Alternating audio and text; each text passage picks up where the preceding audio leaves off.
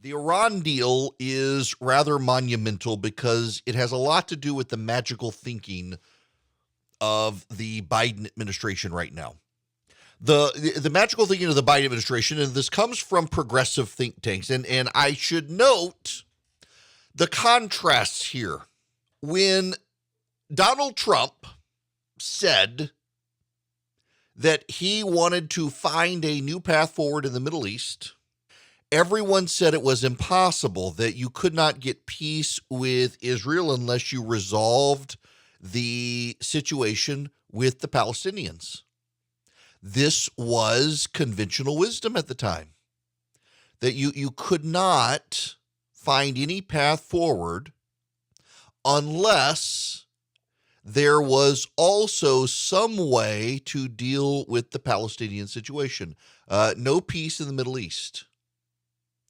And it was a remarkable bit of arrogance to think that we would ever be in this sort of situation, to be in a situation where you would think that you had to do an all or nothing take in the Middle East.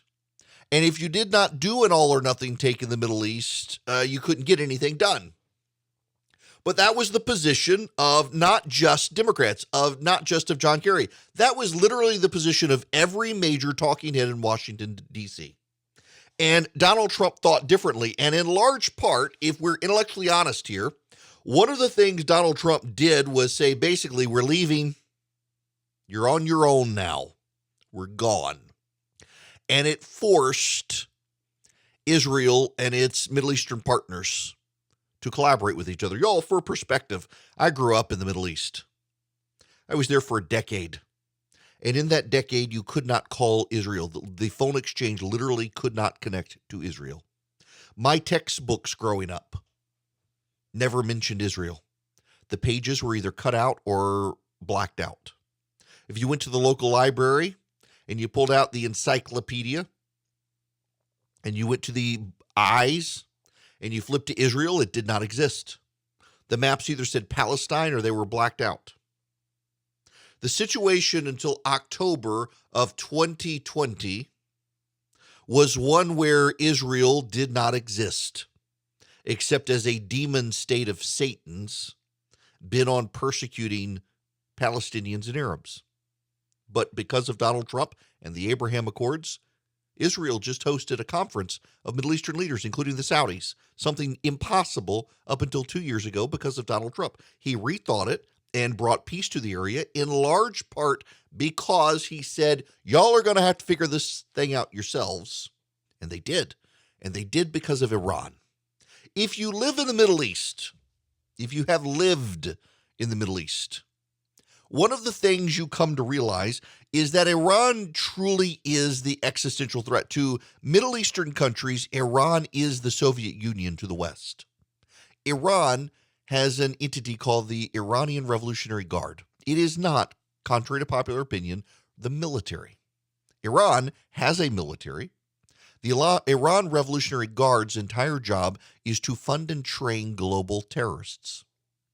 They have funded and trained the Houthi, who are now at war with Saudi Arabia and the United Arab Emirates. They have funded and trained Hezbollah.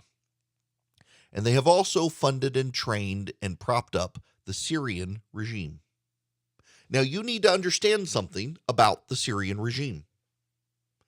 The Nazis were not just a German party. I know this is new history for a lot of people because you don't get this history from American classrooms. But the Nazis were a global brand.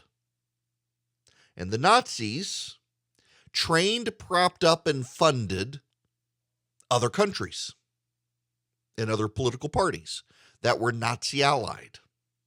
The Nazi party of the Middle East was called the Ba'athist Party. The Ba'athists were Nazis. The Ba'athists continued after Germany fell. You may have heard of one of the leading Ba'athist Party members of the Middle East. His name was Saddam Hussein. Saddam Hussein led the Ba'athist Party of Iraq. The Ba'athist Party of Iraq was the National Socialist Party of Iraq. They had been funded in World War II by the Nazis. They were Nazis. They hate Jews. They're very secular. They're very technocratic. It's a problem. You know who else has a Ba'athist Party? The Syrians. Hafez al-Assad was for a long time the leader of Syria, and he was the leader of the Ba'athist Party of Syria. For a time, Syria and Egypt were in union together. The Egyptians finally had enough and got rid of them, but the Ba'athists remained in Syria. They have funded the Muslim Brotherhood and other successors to Nazism. I'm not making this up. This doesn't get talked about much in American history. And the Iranians have been funding them. The Iranians have been funding them because the Iranians are a theocracy headed by an Ayatollah. The Ayatollah commands the theocratic and the military and the political power of Iran. He is a theocrat. The Iranians are Shiite Muslims. The Shiite Muslims and the Sunni Muslims broke apart in the 700s AD after the death of the Prophet Muhammad. The Sunnis believed that any noble, righteous, humble man who was an adherent of the Prophet Muhammad could lead Muslims. The Shiites believed only a descendant of Muhammad could lead the Muslims. So the Shiites are the closest thing you have. The Ayatollah of Iran is the closest thing you have almost to a pope in Shiite Islam. And it's not only a cult, it's a death cult of people who want to bring about the apocalypse, to bring back the Mahdi along with Jesus, who will assist the Mahdi in bringing about the end of the world and then bringing about the new heavens and the new earth. The Iranian people themselves are largely secular. The Iranian people themselves are wonderful human beings. Some of my best friends growing up were from Iran. In fact, one of my best friends growing up, his grandfather had been the personal bodyguard to the Shah of Iran, stayed behind and was able to get his family out of Iran over the mountains into the Soviet Union, where they fled and they wound up in the United Arab Emirates. The Iranian people are pro-Western, American, wonderful people, but they are oppressed. And the Biden administration has decided to become Neville Chamberlain. The Biden administration has all the arrogance and hubris of Neville Chamberlain, who went to Germany, struck up a deal with the Nazis, and declared peace in our times. And the Biden administration wants to declare peace in the Middle East with the successor Nazi ideology regime of the Ayatollah of Iran. And it's causing a panic in the Middle East. It's causing a foreseeable, real panic in the Middle East in large part because they know what's going to happen. You're not cutting a deal with the Iranian people. You're cutting a deal with the Ayatollah. And one of the chief issues of that deal is how to deal with the Iranian Revolutionary Guard, a program that funds terrorism globally. You're going to provide them funding. You're going to allow them to sell oil. What do you think they're going to do with the funding from the oil? The Iranian Revolutionary Guard literally funds terrorism around the world. And the Biden administration, like Neville Chamberlain, believes that if we strike this deal with Iran, that we'll have peace. They want to take the Iranian Revolutionary Guard off the terror watch list. They want to allow the Iranian Revolutionary Guard to travel the world. Now, why do they want to do this? They want to do it because Barack Obama wanted to do it. And Barack Obama wanted to do it because Barack Obama looked at the situation in the Middle East and the status quo in the Middle East, and he decided to think differently about it, like Donald Trump. The problem is that Donald Trump was surrounded with people who liked Israel and liked Saudi Arabia and liked the United Arab Emirates and liked our allies. And so when Donald Trump thought differently about it, he realized that if we could somehow abdicate our position in the Middle East while maintaining our friendships with those countries would be forced to work together. But the left doesn't like Israel. The left is full of Jew haters. The left genuinely is full of people who hate Jews and hate Israel and hate the idea of a Zionist state. They hate Saudi Arabia. They hate the United Arab Emirates. They do not like any of these parties. They do not like any of them. Why? Why? Because of oil. Saudi Arabia controls the global oil market. Oil is killing the planet. Better to have a destabilized Saudi Arabia and a destabilized Jewish state. So cut a deal with Iran, and you can say you brought peace to the Middle East. What you brought to the Middle East is a terror regime hell-bent on funding terrorists to overthrow the existing states of the Middle East, to further disrupt and destabilize the oil supply for the Middle East, so we can be pushed further into high prices and a Green New Deal. Here's Pete Buttigieg.